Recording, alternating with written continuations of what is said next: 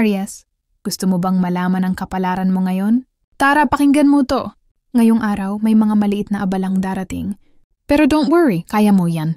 Ang importante manatiling kalmado at huwag padalos-dalos sa desisyon, sa trabaho o negosyo.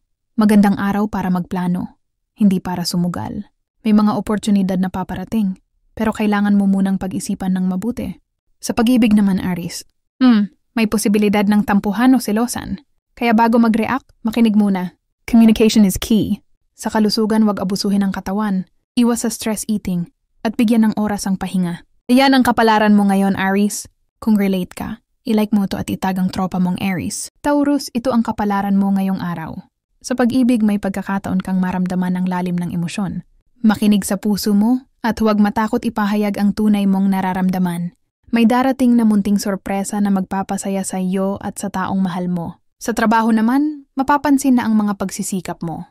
Maaaring may gantimpala o papuri na darating. Pero tandaan, huwag agad gumastos sa mga hindi mo kailangan. Sa kalusugan, puno ka ng enerhiya. Gamitin ito sa mabuting paraan. Mag-ehersisyo o maglakad-lakad, pero siguraduhin may pahinga rin.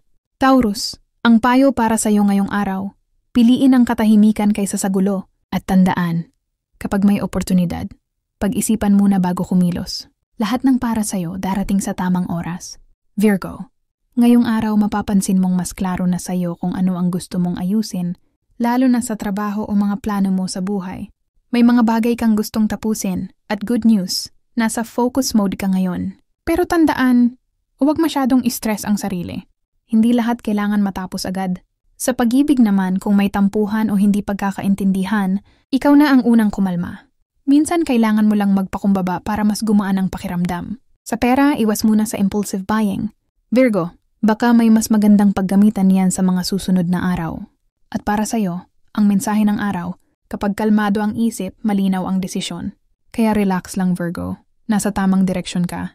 Leo, ngayong araw baka makaramdam ka ng pagod o inis, lalo na kung may mga bagay na hindi umaayon sa plano mo. Pero tandaan, hindi ito malas, kundi pagsubok ng universe para patatagin ka. Sa trabaho o negosyo, iwasan ang padalos-dalos. Mag-obserba muna bago magdesisyon. Hindi lahat ng oportunidad ay dapat agad sunggaban. Sa love life, huwag hayaang mangibabaw ang pride. Minsan, isang simpleng paghingi ng sorry o paglalambing ang makakapag-ayos ng lahat. At tandaan, Leo, ikaw ang hari ng zodiacs. Kahit anong mangyari, hindi mawawala ang liwanag mo. Kaya taas noo, smile, at ipakita ulit ang tapang mo. Gemini, narito ang iyong kapalaran ngayong araw. Handaan mo na ang iyong sarili dahil may magagandang mensahe ang mga bituin para sa'yo. Ngayong araw, maaaring makaramdam ka ng pagod o kakulangan sa sigla. Huwag mong pilitin ang sarili. Maglaan ng oras para magpahinga, maglakad-lakad, o gumawa ng simpleng ehersisyo. Ibalik mo ang balanse ng iyong katawan at isipan. Sa usaping pag-ibig, ito ang tamang panahon para maging bukas at tapat. Kung may tampuhan, kausapin mo siya ng mahinahon. Para sa mga single na Gemini, posibleng may bagong taong papasok sa iyong buhay. Isang taong makakaintindi sa tunay mong pagkatao. Sa trabaho o negosyo, may paparating na bagong oportunidad. Pero paalala ng mga bituin, huwag padalos-dalos. Pag-isipan ng bawat desisyon, lalo na kung tungkol ito sa pera o investment.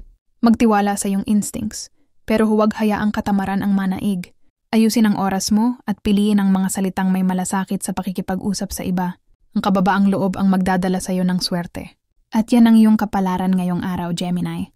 Huwag kalimutang mag-like at mag-follow. Para sa iyong araw-araw na gabay, mula sa mga bituin. Hanggang sa muli, stay positive and shine bright. Cancer. Ngayong araw, pakiramdam mo parang ang bigat ng emosyon, pero tandaan, yan ang natural mong lakas. Huwag mong itago, ilabas mo sa tamang paraan, na ang pag-ibig may pagkakataon kang mas mapalapit sa taong matagal mo ng gusto, pero kailangan mo ring maging totoo sa nararamdaman mo. Sa trabaho o negosyo, may bagong oportunidad na paparating. Huwag kang matakot tanggapin to. Kahit may kaunting kaba, iyan ang simula ng pagbabago na matagal mo nang hinihintay. At sa kalusugan, bigyan mo ng pahinga ang isip mo. Minsan, ang katahimikan ay siyang gamot sa pagod. Kaya Cancer, tandaan, hindi mo kailangang laging maging matatag. Sapat na ang maging totoo. Sagittarius, alam mo ba, ngayon ang universe, nasa side mo. May mga bagay na dati mong hinihingi, unti-unti nang dumarating. Pero tandaan, hindi sapat ang swerte lang.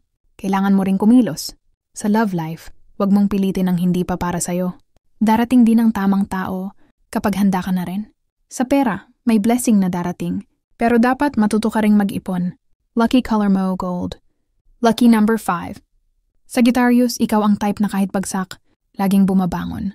Kaya keep shining. The world needs your light. Hello, Aquarius. Heto na ang kapalaran mo ngayong araw. Ngayong araw, Aquarius. Mararamdaman mong medyo magulo ang emosyon mo.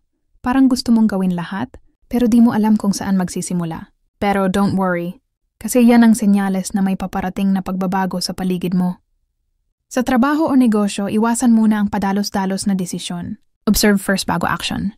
Sa pag-ibig naman, mukhang may magbibigay sa'yo ng atensyon. Pero tanungin mo muna sarili mo kung ready ka bang tumanggap ulit. Overall, Aquarius, kalma lang. Kung may gusto kang baguhin, unti-untiin lang. Dahil minsan, ang sikreto ng tagumpay ay yung hindi mo minamadali. Libra, pakiramdam mo ay gusto mong ayusin ang lahat ng gusot sa paligid mo. Lalo na sa relasyon. Pero tandaan, hindi mo kailangang ikaw lang ang laging umunawa. Hayaan mong mag-effort din ang partner mo. Sa trabaho baka may kaunting tension, pero huwag kang mag-alala. Kaya mo itong i-handle. Gamitin mo yung natural mong charm at fairness para mapakalma ang sitwasyon. Pagdating sa pera, maghinay-hinay muna. May mga tukso sa gastos, pero mas maganda kung ipon muna bago bili. Medyo pagod ka, Libra. Kailangan mo ng me time. Pahinga, konting music o nature walk, recharge ka muna. Yan ang kapalaran mo ngayon, Libra. Kung nakarelate ka, i-like mo to at i-follow para updated ka sa susunod mong kapalaran. Pisces, may pagkakataon ngayon para magsimula. Ulit o makapaglinis ng gawain na matagal mo nang ipinagpapaliban. Huwag magmadali. Mas magiging matatag ang mga desisyon kung dahan-dahan mo itong pag-iisipan. Maaari ring may konting emosyonal na alon, kaya magandang iwasang magpadala agad sa tensyon. Trabaho. Sa trabaho, maganda kung gagamitin mo ang iyong intuition. May mga senyales o ideya na dumarating na maaaring magbukas ng bagong solusyon. Iwasang magkaroon ng impulsive spending ngayon. Mas makabubuti kung gagamitin mo ang oras para balikan at planuhin ang iyong budget. Posible ring may pagkakataon para makipag-collaborate o humingi ng tulong sa iba. Huwag mahiya humingi. Pag-ibig. Kung may karelasyon ka, maging malinaw sa komunikasyon. Huwag mag-assume. Para sa mga singles, huwag kang may makilala ka sa hindi inaasahang pagkakataon. Lalo na kung bukas ka sa paglabas at pagpapalawak ng social circle. Mag-ingat sa mga hindi malinaw na signal. Huwag magmadaling mag-interpret ng kilos ng iba. Kalusugan. Pahinga at katahimikan ang magiging mahalagang sandigan mo ngayon. Meditasyon, paglalakad sa kalikasan, o kahit simpleng paghinga ng malalim ay makakatulong para mapanatag ang isip. Bantayan ang stress at huwag hayaang lumala. Kapag ramdam mong napapagal na, magpahinga, kumain ng tama, iwasan ang labis-labis, at uminom ng maraming tubig.